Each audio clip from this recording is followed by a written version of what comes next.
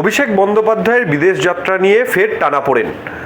আবারও তিনি সুপ্রিম কোর্টে যাচ্ছে। প্রথমে হাইকোর্ট, তারপর সুপ্রিম কোর্ট, আবারও সেই মামলা আসে হাইকোর্টে, কিন্তু পরবর্তীতে হাইকোর্টের যে নির্দেশ, হাইকোর্টের যে পরামর্শ, তাতে এসএসকেএমে চিকিৎসা করাতে হবে অভিষেককে। এসএসকেএমের চিকিৎসক দল তারা বোর্ড গঠন করে তার চিকিৎসা যাবতীয় নথি তারা দেখবেন। তারপর যদি প্রয়োজন হয় সেক্ষেত্রে তাকে চিকিৎসকরা যদি বলেন এই চিকিৎসা এখানে হবে না, বিদেশে করানোর প্রয়োজন রয়েছে, তবে আদালত নির্দেশ দেবেন। কিন্তু অভিষেক বন্দ্যোপাধ্যায়ের আইনজীবী তিনি স্পষ্ট জানালেন যে অভিষেক বন্দ্যোপাধ্যায় এসএসকেএমে কোনো রকম চিকিৎসা করাবেন না, তিনি বিদেশ যাবেন।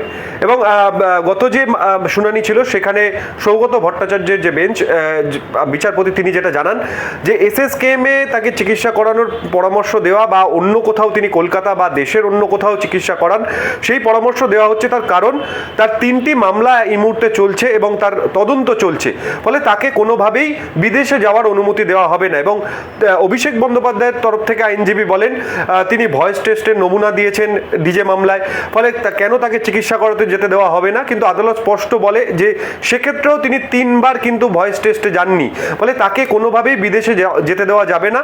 আবারও এই নিয়ে কিন্তু অভিষেক বন্দ্যোপাধ্যায় তিনি সুপ্রিম কোর্টে একেবারে যাচ্ছেন। সেখানে গিয়ে তিনি আবারও সুপ্রিম কোর্টের দ্বারস্থ হচ্ছেন। এর আগে যখন সুপ্রিম কোর্টে তিনি গেছিলেন, সুপ্রিম কোর্টের বিচারপতি জানিয়েছিলেন যে 7 দিনের মধ্যে কলকাতা হাইকোর্টকে এই মামলার নিষ্পত্তি করতে হবে, রায়দান করতে হবে। সেই মতোই কলকাতা হাইকোর্ট তার পর্যবেক্ষণ জানিয়েছিল। কিন্তু অভিষেক বন্দ্যোপাধ্যায় তিনি মানতে চাইছেন না, তিনি বিদেশেই যাবেন, কলকাতায় বা এই দেশে তিনি চিকিৎসা করতে চাইছেন না।